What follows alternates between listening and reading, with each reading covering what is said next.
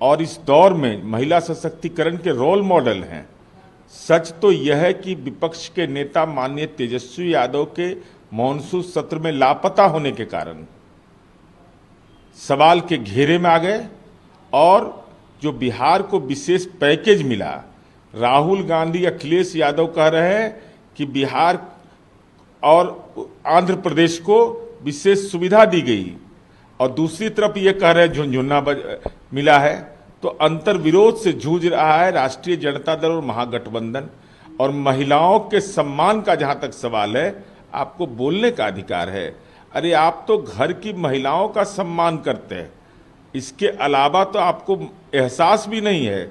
चूंकि 15 वर्ष के शासनकाल में लालू जी जब भ्रष्टाचार के मामले में जेल गए, एकमात्र उपलब्धि आपके पास रही कि राबड़ी देवी जी को आपने मुख्यमंत्री बना दिया।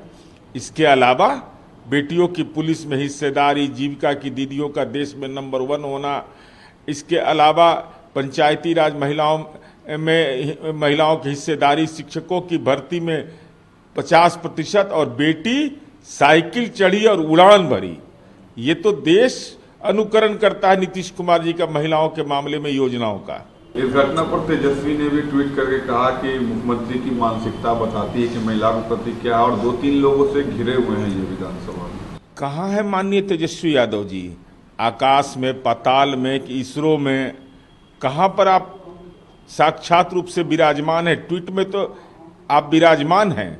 माननीय नीतीश कुमार जी को 14 करोड़ जनता जो बिहार की है वह घेर कर रखी हुई है।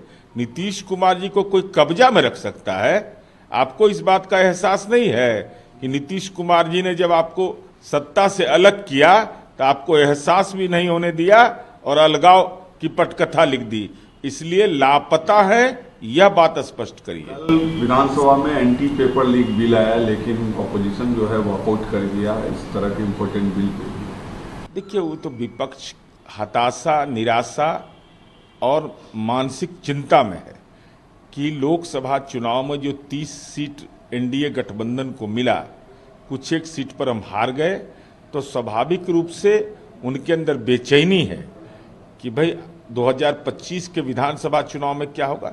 युवाओं के भविष्य के साथ जुड़ा हुआ ये सवाल है और हम राज्य सरकार के माननीय मुख्यमंत्री जी को बधाई देते हैं कि जो सख्त कानून आपने बनाया, जो जुर्माना की राशि तय किया, सश्रम कारावास जो आपने तय किया है, वह निश्चित रूप से एक नजीर बनेगा।